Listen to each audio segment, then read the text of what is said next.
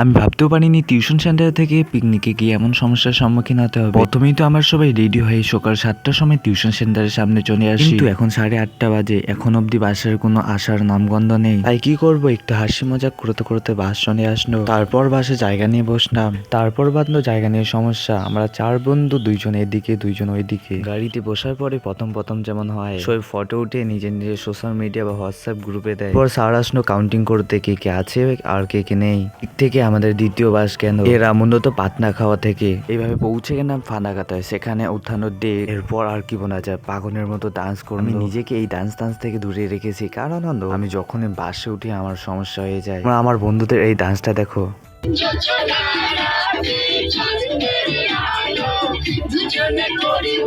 এইভাবে পৌঁছে গেলাম বানারহাট দিয়ানাতে। এখনো পথ আরো 40 কিলোমিটার বাকি, কিন্তু পুরোটা এই ভিডিওতে অন্যটা নেক্সট পার্টে নিয়ে আসবো পাহাড়ের দৃশ্য। তো দেখো।